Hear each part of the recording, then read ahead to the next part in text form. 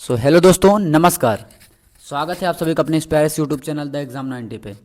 तो आज मैं आप सभी के लिए लेकर आया हूँ रसायन विज्ञान कक्षा 12 बोर्ड एग्ज़ाम में जितने भी महत्वपूर्ण टॉपिक हैं जो बार बार पूछे गए हैं उन सभी का हम यहाँ पास विश्लेषण करने वाले हैं और बताने वाले हैं।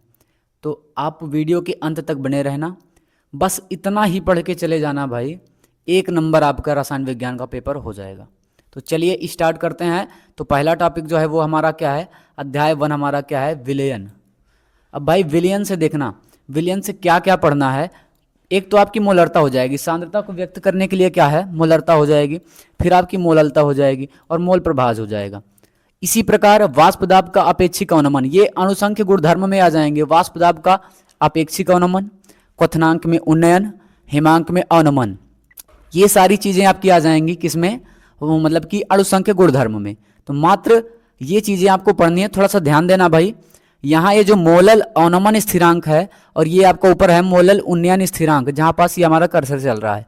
तो ये आपके होते हैं अणुसंख्य गुणधर्म। जब आप क्वथनांक में उन्नयन और क्वथनांक में उन्नयन और हिमांक में अवनमन ये चीजें पढ़ेंगे तो वहां ये एक नियतांक के रूप में ये चीज मिल जाएगी।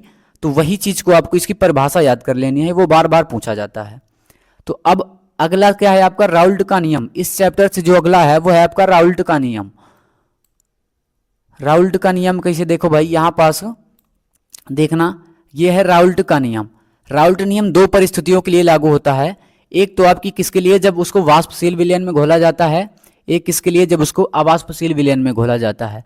और वाष्पशील और अवाष्पशील दोनों के लिए आपको याद करना है भाई, दोनों के लिए आपको पढ़ना है। राउल्ट का नियम दोनों परिस्थितियां आपको ध्यान में रखनी है। फिर आपका क्या है, परासरण तथा परासरण दाब और इसके प्रकार। देखिए भाई, परासरण दाब मतलब कि एक होता है परासरण, दूसरा होता है व्युत्क्रम परासरण।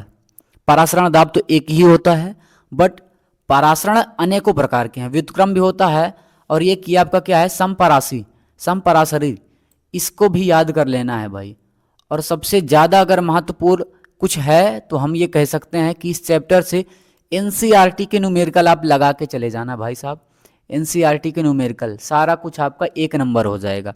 कहीं से भी न्यूमेरिकल आएगा आप कर लोगे, अगर यदि आप एनसीईआरटी के न्यूमेरिकल की प्रैक्टिस किए हैं तो अब अगला क्या है आपका, विद्युत रसायन। भाई विद्युत रसायन में क्या क्या पढ़ना है ये चीजें ध्यान देना। विद्युत रसायन में क्या क्या पढ़ना है वो चीज आपको ध्यान देना पड़ेगा भाई। देखते हैं, विद्युत रसायन में आप कुछ भी नहीं, ज्यादा तो कुछ नहीं, बस विलयन का चालकत्व है और विशिष्ट एवं मोलर चालकता, ये चीजें आपको ध्यान में रखनी है। विलयन का चालकत्व, विशिष्ट एवं मोलर चालकता। देखिए भाई आपको मिलेगी आगे चल के तुल्यांकी चालकता भी। तो ये चालकता तीनों आपको एक बढ़िया तरीके से याद कर लेनी है भाई, विलयन की, तुल्यांकी चालकता, मोलर चालकता, सारी चीजें।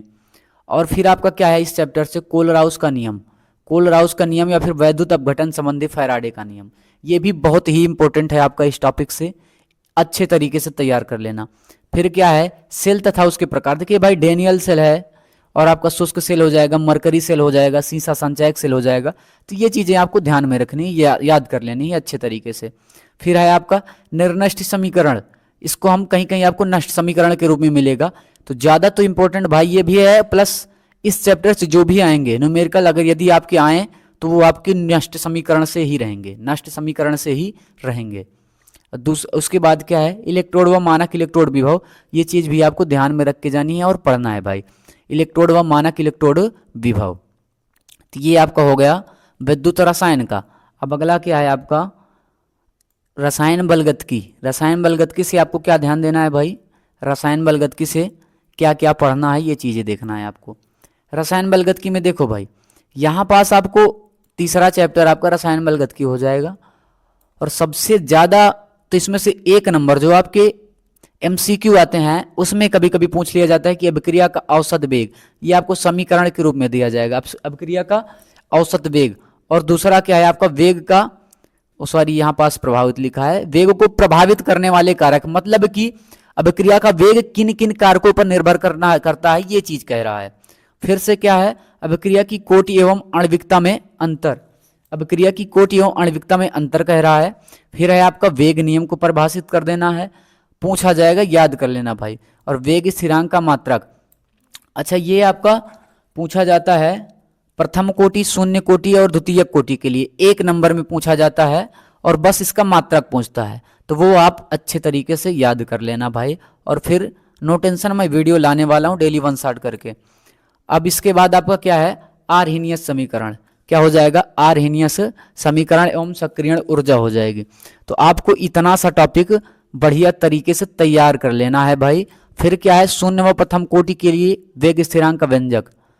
एक चीज ध्यान देना भाई, यदि आपको ये चीजें नहीं कन्फर्म है तो आप इसका सूत्र जरूर याद कर लेना। व्यंजक निकालना आए या ना आए, लेकिन आप सूत्र जरूर याद कर लेना। प्रथम कोटि व शून्य कोटि की अभिक्रिया के लिए व्यंजक, वेग स्थिरांक का व्यंजक निकालना। और क्या है, अर्धायु काल कह रहा है, अर्धायु काल। फिर आपका क्या हो जाएगा, डी एवं एफ ब्लॉक के तत्व। डी एवं एफ ब्लॉक के तत्व से मात्रा और मात्रा आपको क्या पढ़ना है, डी एवं एफ ब्लॉक के तत्वों के भौतिक व रासायनिक गुणधर्म पढ़ लेना है। फिर क्या, ऑक्सीकरण संख्या व इलेक्ट्रॉनिक विन्यास। भाई ऑक्सीकरण संख्या, इलेक्ट्रॉनिक विन्यास और प्लस के साथ क्या है, इसकी आयनिक त्रिज्या। पूछता है कि परमाणु क्रमांक बढ़ने से या तो फिर घटने से आयनिक त्रिज्या में क्या प्रभाव पड़ता है, तो आप ये चीज थोड़ा सा अच्छे तरीके से तैयार कर लेना। फिर क्या है आपका, लैंथेनाइड एवं एक्टिनाइड संकुचन। लैंथेनाइड का मतलब यह ब्लॉक के तत्व की बात कर रहा है। फिर यहाँ पास क्या, पोटेशियम परमैंगनेट की विरचन या तो फिर गुणधर्म। पोटेशियम परमैंगनेट का विरचन और गुणधर्म कह रहा है। फिर आपको पोटेशियम डाइक्रोमेट, विरचन एवं गुणधर्म, मतलब विरचन मतलब बनाने की विधियां। पोटेशियम डाइक्रोमेट विरचन का मतलब है बनाने की विधियां और इनके रासायनिक गुणधर्म को पर ध्यान देना। और एक चीज है भाई, जरूरी नहीं है कि आए, लेकिन हाँ थोड़ा सा आपको पढ़ के जाना है, अपनी तरफ से पूरा एकदम तैयार रहना है। फिर क्या है, डी ब्लॉक के तत्व रंगीन आयन को बनाते हैं। ये वीआईपी क्वेश्चन भाई, हमने डायरेक्टली यहाँ पास क्या है टिक कर दिया था कि ये वीआईपी है। ऐसे ही कारण बताने में पूछता है कि कारण बताइए कि डी ब्लॉक के तत्व रंगीन आयन क्यों बनाते हैं। तो ये चीजें आपको पता होनी चाहिए कि वो क्यों क्यों रंगीन आयन बनाते हैं। फिर आपका क्या है, डी ब्लॉक के तत्व चुंबकीय गुण क्यों दिखाते हैं, ये भी आपका वीआईपी हो जाएगा भाई। फिर क्या है, डी ब्लॉक के तत्व परिवर्ती ऑक्सीकरण संख्या क्यों दिखाते हैं, ये भी आपका मोस्ट वीआईपी मतलब मोस्ट इंपॉर्टेंट हो जाएगा। अब आती है बात उपसात संयोजी यौगिक। कुछ भी ज्यादा नहीं पढ़ना इसमें से, मात्र आपको क्या है कुछ पढ़ना या ना पढ़ना। लेकिन यहां पास देख लेना दिया है सीएफटी एंड बीबीटी, मतलब कि संयोजकता आबंध सिद्धांत। इसको कहते हैं भाई वीबीटी, वैलेंस बॉन्ड थ्योरी।